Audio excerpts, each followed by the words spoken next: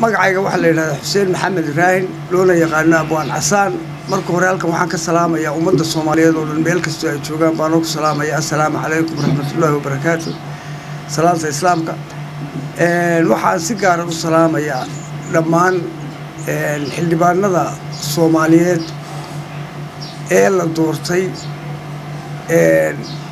oo aan iyagana leeyahay assalaamu calaykum waraxmatullaahi wabarakaatuh mar labaad salaanka bacdi anigu marka hore waxaan ahay abwaan Soomaaliyeed dad badan inay meediyaha iga arkeen baan u malaynayaa aan wajigaygu ku cusbayn marka horta marka hore waxaan codsanayaa anigu abwaan Soomaaliyeed in la igu marti qaado maalinta uu dhacayo doorashada madaxweynaha si aan madaxdayada halkaa isugu imanaysa uga jeediyo 4 gabay ama 5 gabay oo dalkeena ku saabsan taa waan codsanayaa meesha aan joogana waa Garowe caasimadda dowlad goboleedka Puntland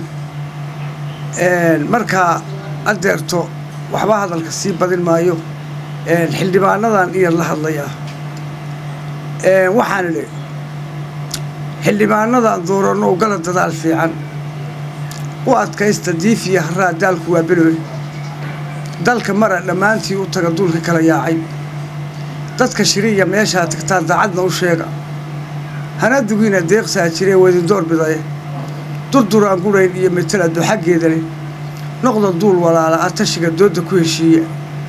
noqdo duqaydii Soomaaliyeed dirajadeed haysa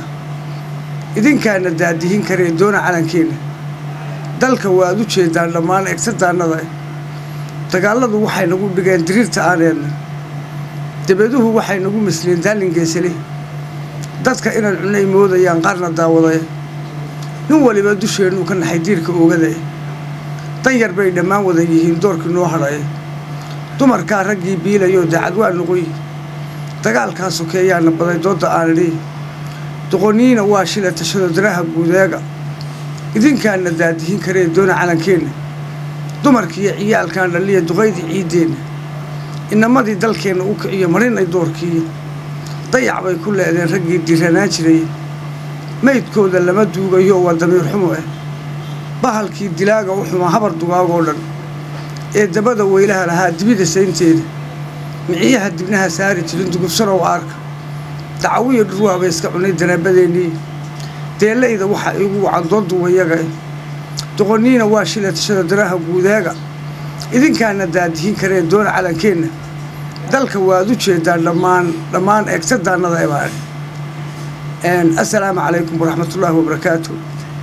intaa yar baan maanta meediyaha soo dhigayaa kaga baxayaa